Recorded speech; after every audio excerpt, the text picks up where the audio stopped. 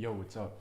Dope to see you again. And in this video, we're going to be getting into Carlos Alcaraz versus McDonald in the 2022 Western and Southern Open. So if you're not familiar with who I am, my name is Chase Arevalo, and I coached at IMG Academy. I played Division I tennis, and I was mentored by Rick Macy when I was a director at his academy. So yeah, without further ado, guys, I'm pumped to make this video. Let's get straight into it.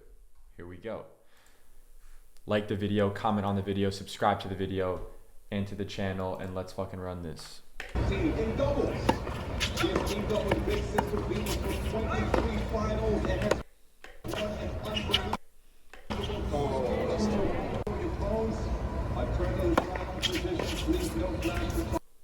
Finding his forehand here. Goes open stance. Inside in. So McDonald here goes inside in. You can see Alcaraz has a great opportunity now to burn him with the cross-court forehand, putting McDonald on the run. Let's see if he can make him pay for going line there. Didn't make him pay. Got it back deep though. So interesting decision there. McDonald goes down the line. Alcaraz goes cross. He runs around it to find inside out forehand. So notice, Alcaraz hit a deep ball. McDonald ran around, found the forehand. But when he hit that, he didn't recover. Look at his recovery. Look, at contact, this is not enough recovery here. He's going to be susceptible to the backhand down the line. So most coaches, what they'll teach is after you rip the ball cross court here, right? You need to recover back off center about to this location.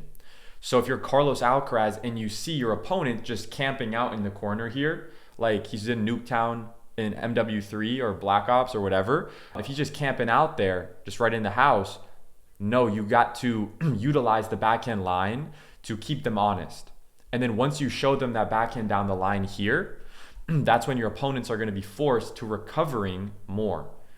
So if you're not using the backhand down the line, highly recommend using it when your opponent is staying over on their inside out forehand and kind of cheating over too much.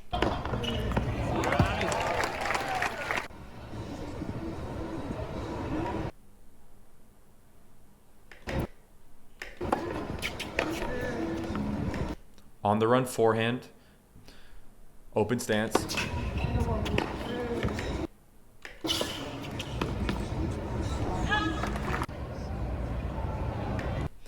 Notice on his serve, his chest, we can clearly see his chest facing us.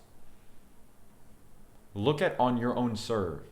Do you rotate your body enough or are you too forward facing? This is one factor that you can manipulate on your serves and adjust and experiment with how much you're coiling and turning your body. Just pay attention how McDonald, his full chest is facing us.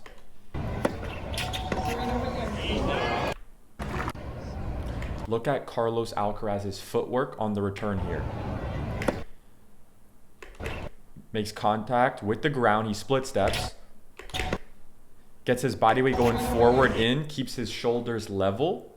And gets his body weight going through forward. Notice how he's actually taking a few steps after he hits it. And is actively moving forward. So you can replicate that for your own returns. Get your body weight going through the ball even after you hit. Have your body weight go forward. Take a few, 2 or 3 extra steps going forward.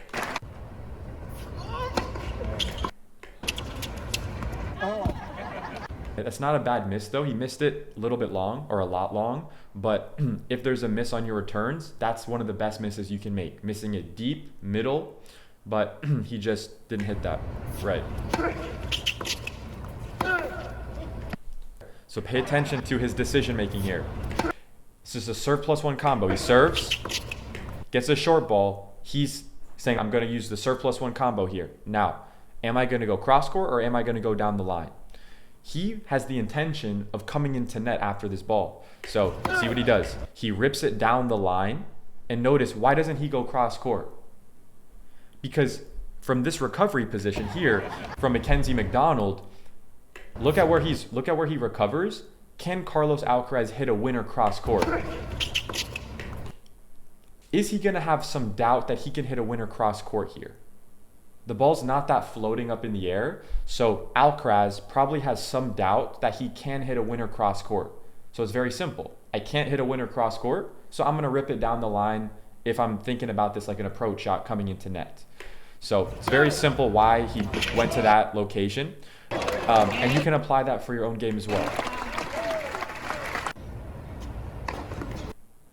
A lot of players, they don't know, when I hit a good serve and get that short ball, should I go cross, should I go line? Just simplify it, guys. Just simplify it. If you can't hit a winner cross court, go down the line on your approach shots. It will help you tremendously. Now you can just focus on executing that strategy.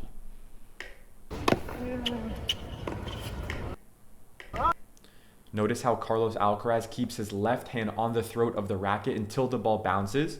Notice how his racket head is above his wrist. The tip of the racket is above his wrist before he goes forward.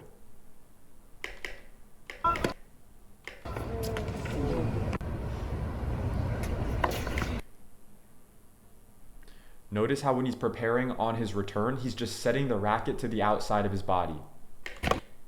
He's not getting his elbow so bent at the beginning. He's simplifying the stroke. So what you'll see is some of the guys who have that more modern ATP style forehand where they're loading up here, right?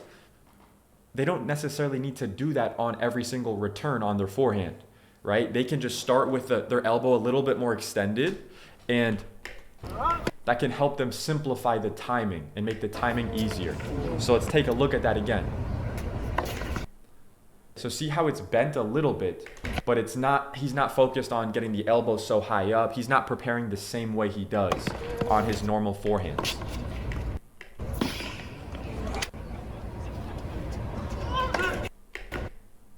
Big serve out wide. Wow, take a look at that return footwork though from McDonald. Look at his split step. Split. Notice right as he split steps, he transfers his weight onto his right leg. He pushes off the right leg to reach for the ball. He makes contact. Notice, he just made contact there. His left foot is not on the ground. His left foot is not on the ground. Then after contact, his left foot touches down. So when you're on the run, when you're on the stretch, when you're trying to time even returns like this, make sure you're really thinking about the timing of the right foot, the contact point, and the left foot. All right, that's one of the best things to focus on when you're trying to improve your returns.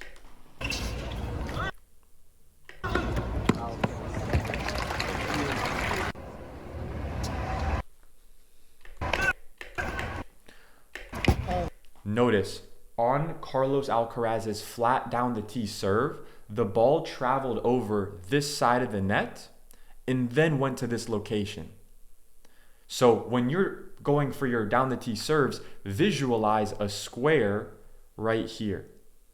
Visualize a square right here. And yes, you want to obviously aim at the actual target, the spot on the court. But where does the ball have to pass through first? It has to pass through that window if you're not hitting that checkpoint currently. So that could be one thing you spend a few days or a few weeks working on, with your main objective being, let me serve within this particular target when I'm going down the tee. I've seen some coaches actually bring out like some kind of like hula hoop looking circle and putting it there so that it's a clear visual for your students to use as well. So that's good as well, but you can also just visualize it and use your imagination there as well.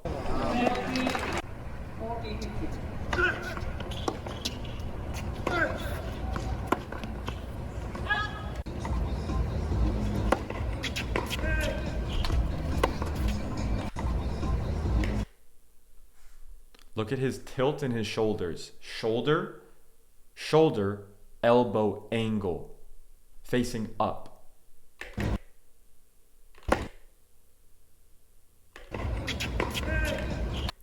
Notice the left hand is on the throat of the racket until the ball bounces. Notice how his elbows aren't down, his elbows are up. He's airing out his right armpit, and his left arm, from his left shoulder to his left elbow, that part of his arm is completely parallel with the baseline. If anything, it's even turned more. Alcaraz even turns it more than that. But the checkpoint for you to hit is the left part of my arm here, is this parallel with the baseline when I'm turned? That's how you know you're turned fully. He keeps the racket on the right side of his body the whole time. He never takes it back behind the hitting side. And he gets his right elbow to be essentially completely straight at contact. He has very solid technique, very clean technique.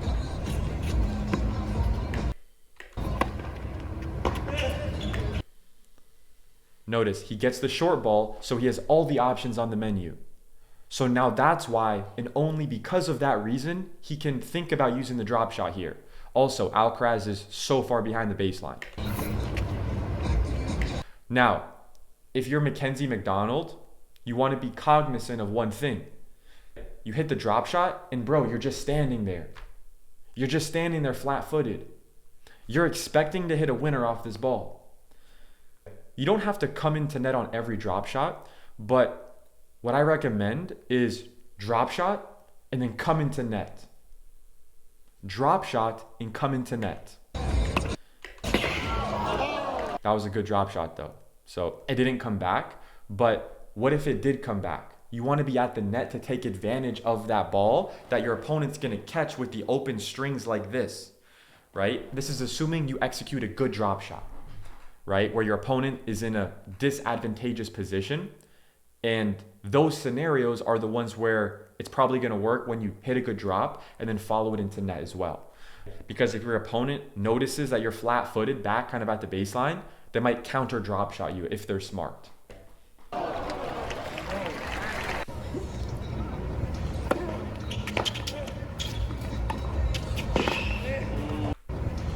Pay attention to Mackenzie McDonald's decision making here.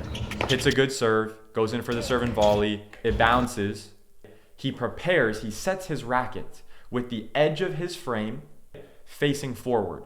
So if you are standing, let's say you're in the crowd sitting right over here, and you're these two guys right here, you can't see the strings on his racket. You cannot see the W on his racket if you're one of these guys over here. So like, let's say you're a coach feeding balls to your player. You can take a look at their technique and say, when they're preparing, when they're taking the racket back fully and preparing with the turn, can I see the frame of the racket, or am I seeing the strings more and seeing the W on the Wilson racket, right? And that's one checkpoint that you can see. But the main lesson is he's fully set and prepared even on this ball here.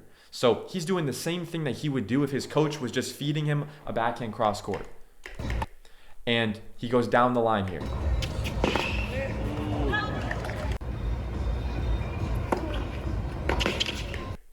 Now here, if I'm Mackenzie McDonald, I'm probably gonna try to get my shoulders extra turned and then go down the line. You wanna do a lot of footwork in these type of situations and really push off the outside leg. He did go to that target. So guys, just pay attention. There's a reason why he went line there. There's a reason why he went line there. Look, you might think I could go cross court here. But the reason why I believe he's probably not doing that is because that's a very difficult shot to execute from this position. The backhand cross court, because look, when your shoulders are sideways like this, your arm moves forward like this, right? So from this position with his shoulders turned that far, he has to go so far across, and that's a lot of power and a lot of, basically he has to do a lot more with his arms and his upper body, and it's a lot more complicated going cross court for an angle winner on that shot. So it's just a very difficult shot to execute, not to mention that ball will probably land, bounce up more, and give Alcaraz a lot of time to get to that ball where he's already recovered on that side as well. So there's just a lot of reasons why you want to go down the line here. And it basically still kind of sums up to lower likelihood he could hit a winner cross court. So keep it simple. Go line on that.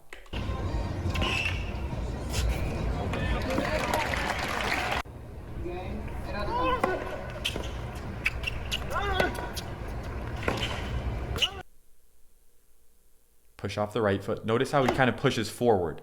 You see that? He pushed off the right leg, is getting his body weight actually forward a little bit. Oh, and he actually plants on the right as well. It's really good body control there.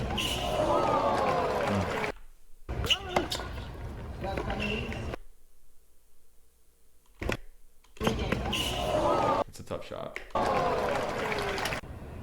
Mackenzie did a good job getting that ball to his feet there.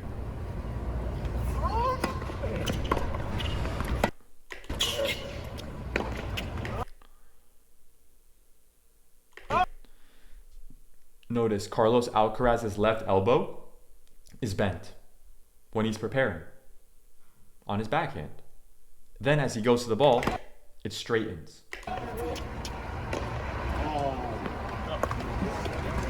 Good split step by Alcaraz. He's still doing the work regardless of if his opponent misses.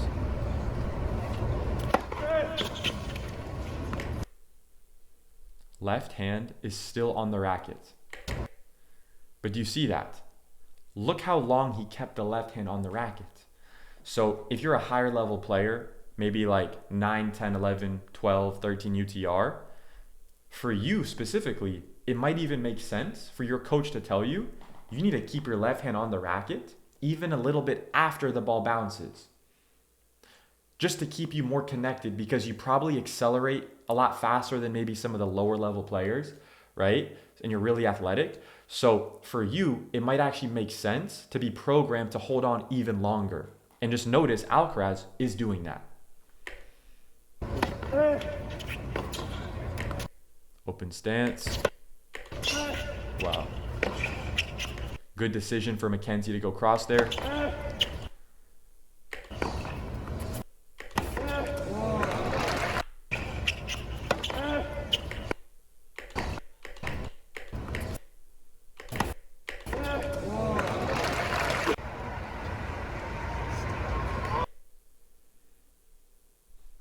Notice the angle of Alcaraz's legs right before he pushes up.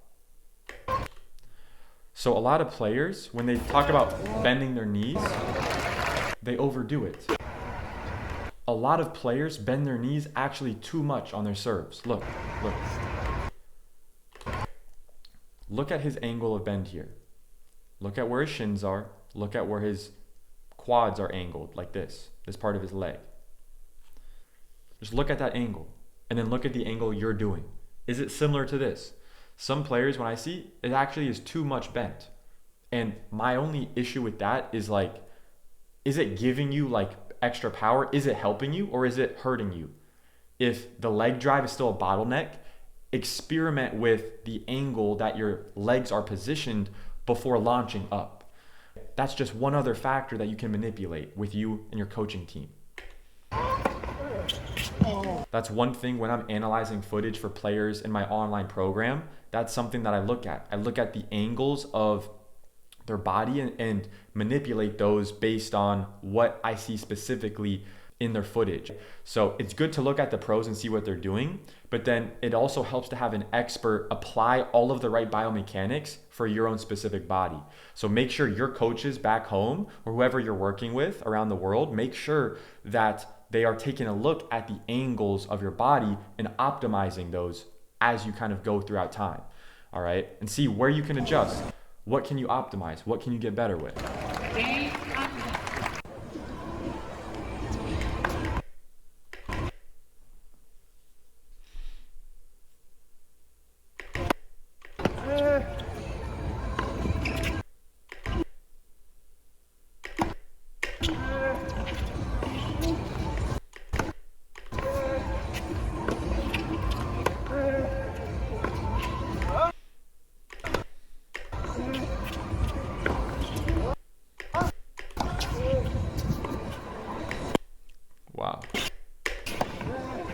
Wow, that's crazy. That's fucking crazy. Hold on, I need to see that.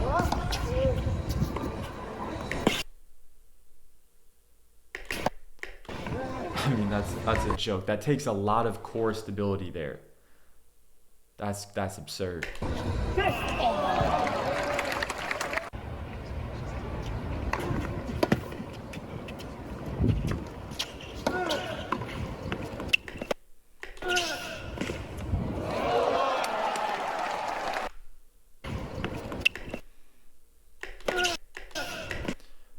That's just too good. Not necessarily a bad choice from Alcaraz there.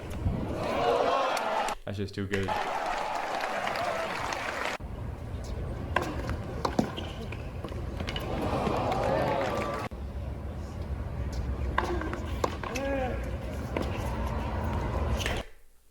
Drop shot.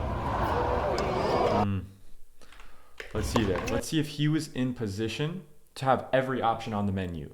So let's see, with this, he went for a drop shot. Let's see, could he hit an approach shot anywhere he wants? Could he do whatever he wants with this shot? Does he have every option on the menu? Let's analyze it.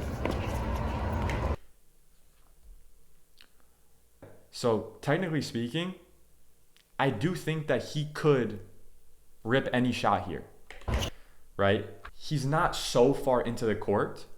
However, he could totally rip an approach shot anywhere he wants here. So technically speaking, every option is on the menu for him. It's just not the shortest ball ever, but he can totally hit a drop here. Yeah, that's just execution. So there it's like, I made the right decisions. Be confident with yourself. If you're in that same scenario, you just didn't execute the drop shot, right? So let's see if he applied execution and like the right technique on the drop shot. Let's take a look at that part. So on the drop shot, he's doing a good disguise. He's setting up like he's gonna rip the forehand. Then what you wanna do is you wanna prepare with the racket high and go high to low. Let's see if he does that. He goes high to low. He stops the racket at contact. One thing potentially he could have done better is this, which is he wasn't extremely balanced and stable at contact. See, he's kind of still moving through the ball. So that's just one factor that's gonna make the execution of the drop shot a little bit harder. So you could argue that because I'm on the run, I'm moving a little bit more now, maybe I don't have another option, right? Or as good of an option there. But if you're Alcaraz, I mean, this guy's totally made that shot. So these are very kind of nuanced points, but he did prepare the right way. He went high to low. He stopped the racket at contact, and maybe he could also absorb into his legs a little bit better and kind of get a little lower as well. But that's really everything I see there.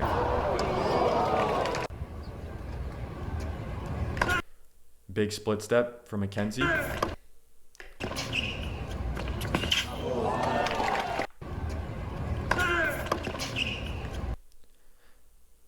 Notice, he went cross court here, but notice what would have happened if he went deep cross. If he went deep cross, Mackenzie would have been able to react and get that ball back. So he said, I'm gonna go cross, but I gotta go short on this one. I gotta absorb the pace and do a drop volley. That's very high level.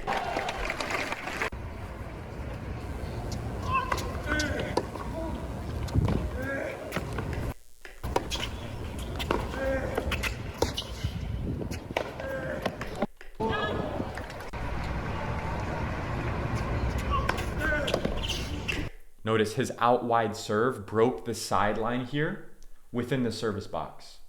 So even though it was still kind of here in the corner, it broke the sideline out more this way. Now, Alcaraz should go down the line here and come in. Yep. So if you're Mackenzie McDonald here, your job, because you gave him such a short, easy ball that he can basically hit a winner wherever he wants. So if you're Mackenzie McDonald, what I would recommend is basically selling to your opponent that like you're going to commit to one side and try to fake them out, and then you sprint to the other side. So if you're going to kind of stay over here like that, right when he starts to commit to going for the ball, you need to sprint to the other side. Or start sprinting to the other side and then kind of do the reverse. But here, because it's so short, your opponent 9 times out of 10 is going to go down the line. So the only thing he really can do is anticipate, guess and go, pick a side. He just picked that he was going to go cross. So not much you can do there, but he could try to anticipate and guess and go a little earlier.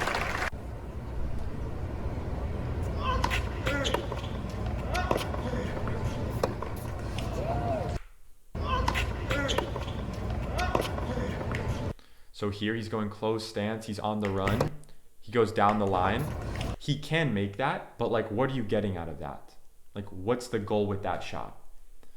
Is it to put Carlos on the run on his forehand side? I feel like Alcaraz would just rip it cross and burn him there. So unless he gets a really aggressive shot there, it's going to be very difficult. Let's see like how short the ball was that he got. I mean, I guess it wasn't that deep, but yeah, his positioning just wasn't that great. He was forced into a closed stance on the run. It's a difficult shot there.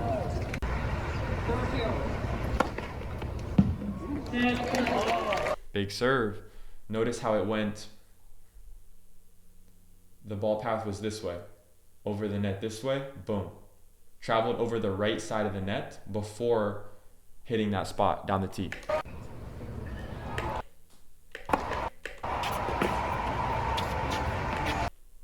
Can I hit a winner cross court? If yes, go cross. If not, go line. He could probably hit a winner cross here if you really hit it big. Oh, goes line. Not a bad decision.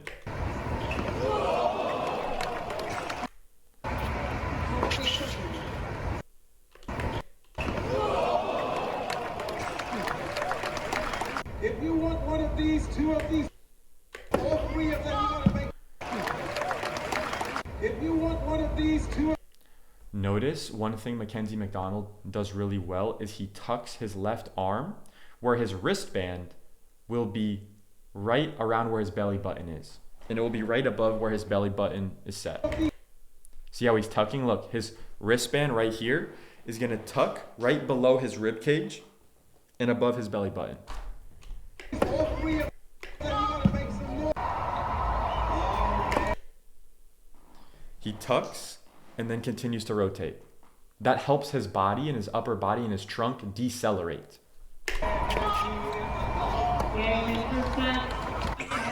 So when you apply that and when you tuck, it stops your trunk from rotating and it speeds up the racket in your arm. So you'll have a little bit more power and pop on your serve. So if you're not applying that, check your footage, see if you tuck, and you can experiment with how aggressively you tuck with your left arm, with your off arm.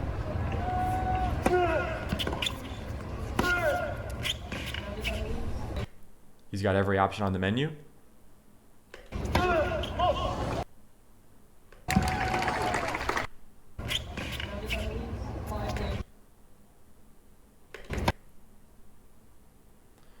Solid anticipation from McDonald there. He's anticipating he's going to go line there. It's a good decision from Mackenzie. Alcaraz just did a good job waiting there, waiting for him to commit.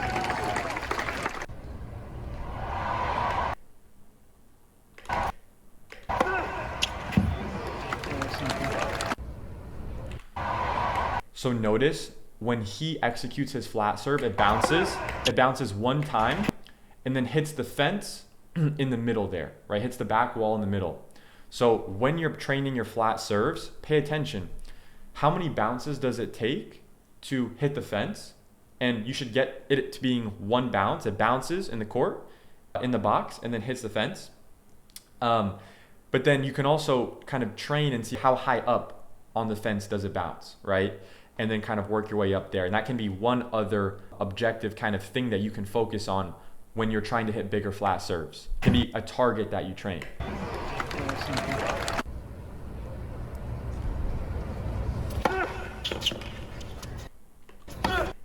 Down the line. So notice, very similar scenario to before, that last time.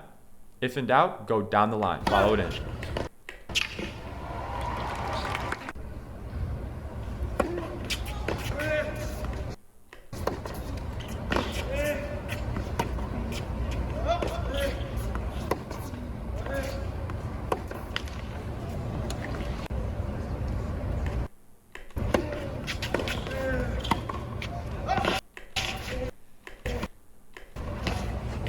Oh, wow.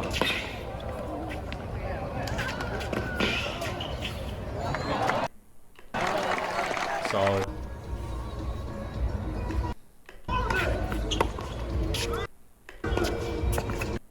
Notice how his shoulders are level. McDonald's shoulders are level here. See, his shoulders are still level. So as he rotates, as he turns on his backhand, he doesn't tilt his shoulders. He stays level and rotates. Again, same thing. Again, on his forehand, even though he's on the run, he stays balanced. His spine is straight. So see, when I'm on the run, do I get off balance? And am I tilted over? Are my shoulders not level? Or do I keep good posture? Make sure your coaches are paying attention to your posture when you're on the move. They should be correcting that.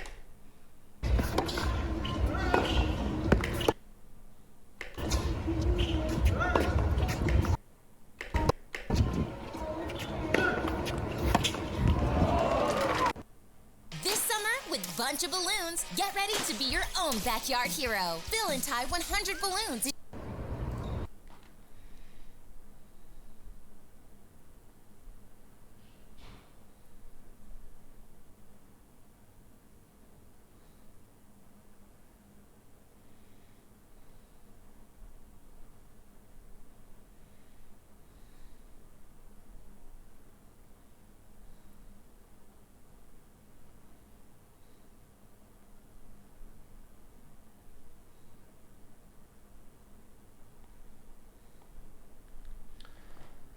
All right, let's continue.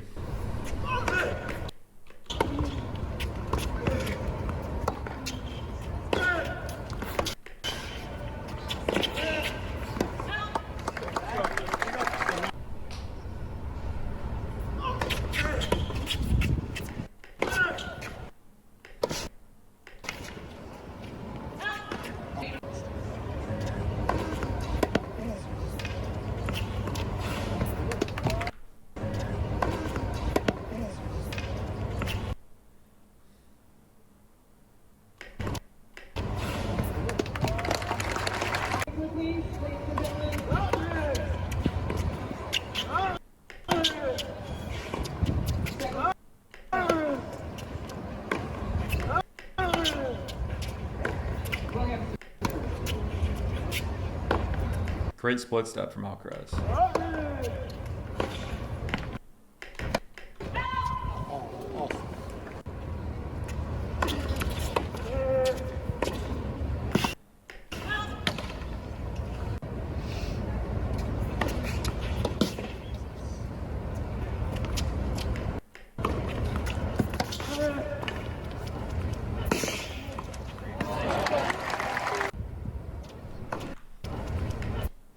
So sometimes in this position here, one of the best options here when, you could go down the line, you could try to go across and pass him.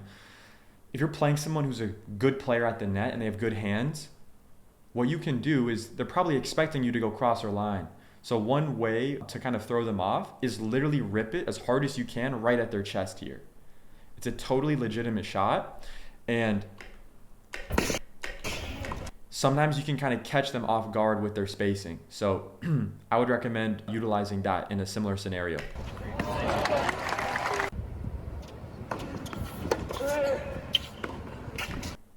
So he approaches cross court backhand. Let's see if he gets burned here. So just pay attention. Even though Alcaraz says like whatever there, it's like, dude, look at objectively what McDonald messed up on there. It's very simple. When you're analyzing whether you're going to come in, can I hit a winner? It's very simple. I want to approach on this ball. Should I go cross or should I go line? Can I hit a winner cross court? Here, he doesn't go aggressive enough that he can hit a winner cross court. He just tries to approach on a normal backhand cross. There's a reason why he got burned there. He could have gotten burned cross. He could have gotten burned line. It's just not the right strategy there, right? So when you're playing, just realize, look, these guys are even messing up some of the strategy stuff at the pro level, right? I mean, look, the matches are long. No one's perfect. Everyone messes up in tennis. But just pay attention. If you stick to a disciplined strategy, you can eliminate some of these careless errors.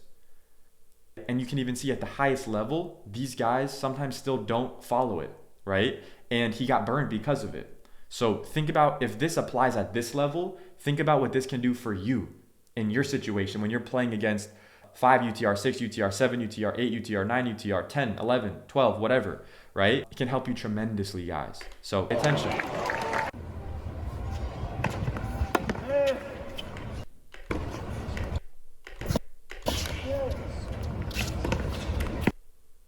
Notice on the run, every single time they're going open stance.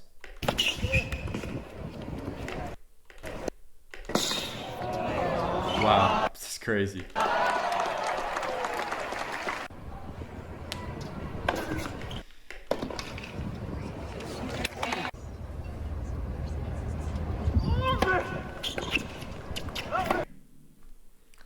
So this is a good serve plus one combo example. So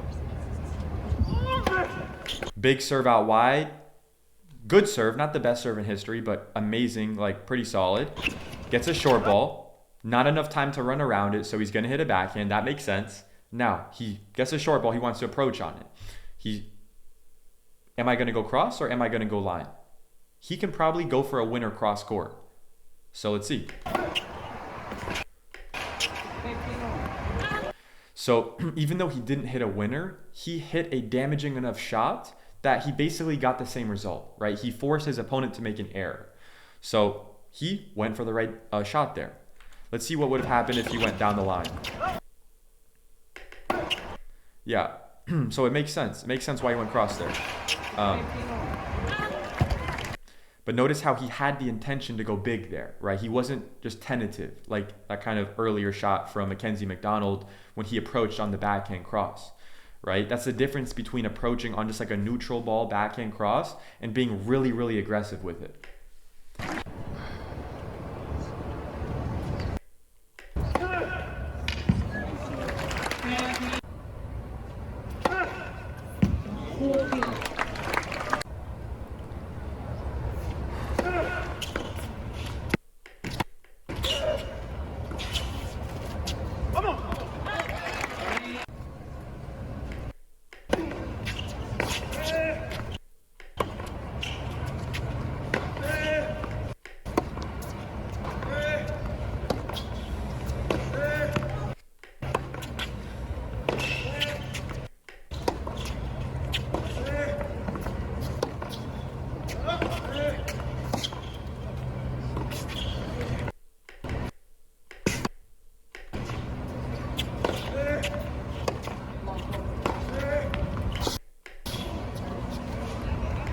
Here, Alcaraz has a lot of different options. If he wanted to, he could totally play a drop shot. If he wanted to. Let's see what he does. Where do you think he's going to go? Do you think he's going inside out, inside in, or do you think he's going to go?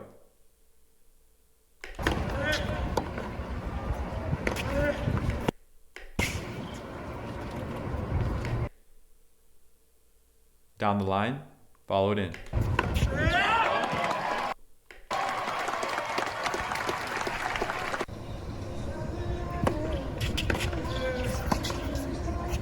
Cross. Cross. That's a huge shot. That's insane.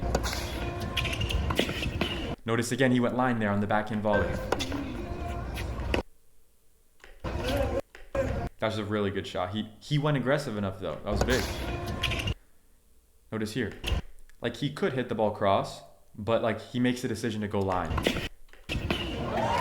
So when you're in that same scenario, you approach, you come in general, you're probably going to want to go line on that next volley, in general.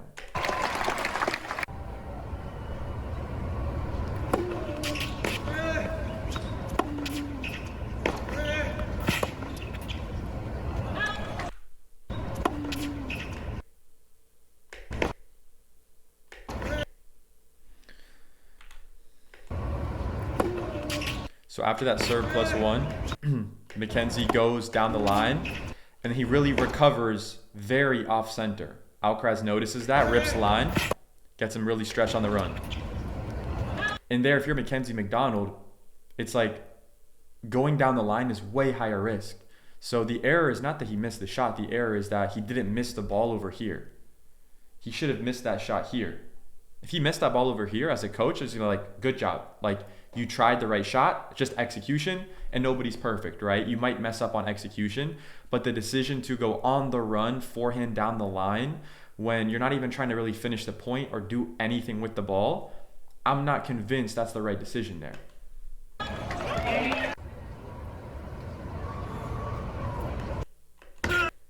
Big split, gets his weight on his left foot. He pivots the left foot to the left side, pushes off the left, makes contact, lands on the right, gets his weight going forward. He's actually leaning forward a little bit here. Now let's see where he approached.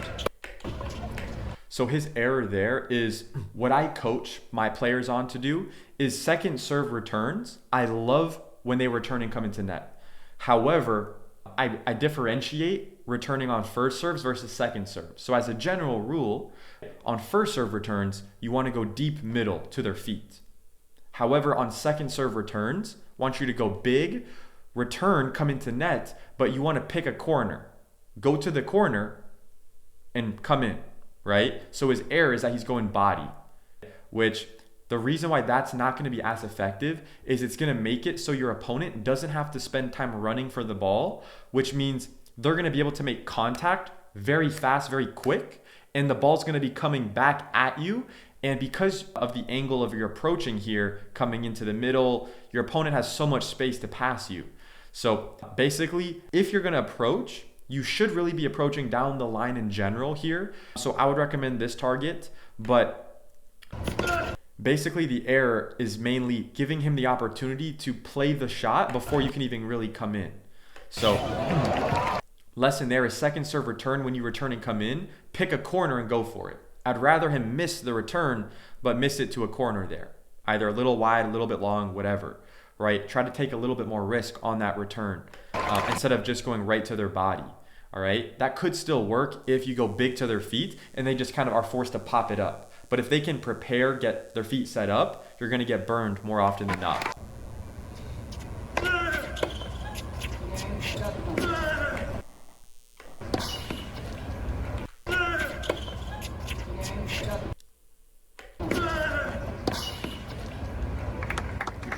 Yep, standard approach shot, he goes line. More often than not, he's going to go line.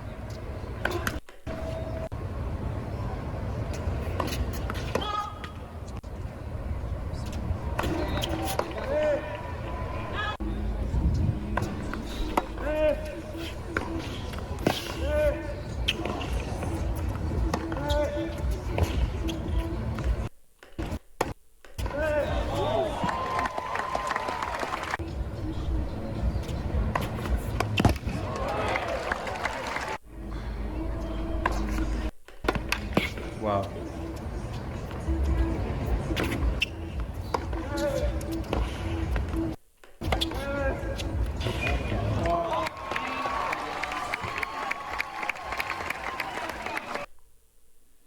One interesting thing that I was just thinking about, seeing Alcaraz just ripping the balls down the line, just being super confident, changing direction, is something that when I was a director at the Rick Macy Academy, working with Rick, there was this one really young athlete who, very talented, one of the best female players in the world, I believe at the 12 and unders.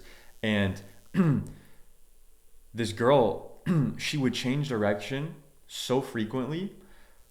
But what he was mentioning to me was that that's actually a good thing, like from developmental standpoint, like that early. And he wasn't kind of overcorrecting like the patience in the cross-court rally, because for most players, right, who need to learn how to be patient cross-court, need to build those kind of that discipline, and they haven't proven that they're really competent at that, it makes sense to kind of focus on that. But with this particular athlete, because she's very talented, she's already kind of mastered that component. When she's playing points, he was mentioning to me how, like, with athletes like this, you actually don't want to overcorrect them with like their cross court kind of patterns. And it's actually a good thing that they're really pulling the trigger, and you want to build that and kind of reinforce that with those athletes who are kind of really talented in that position. So yeah, just something that I kind of thought about there is kind of interesting lesson there from my experience there on court with Rick Macy in Boca Raton. But yeah, guys, I hope you have an amazing rest of your day today. Make those sacrifices that you know you need to make to hit your goals. And yeah, if you got any value out of this video, like the video, comment on the video, and subscribe to the channel. All right. And if you have any questions, I highly recommend following me on Instagram if you want to see some more like behind the scenes stuff. And yeah, follow along. We got a lot of dope content in store for you guys. But yeah, with that being said, I'll see you in the next video. Peace out.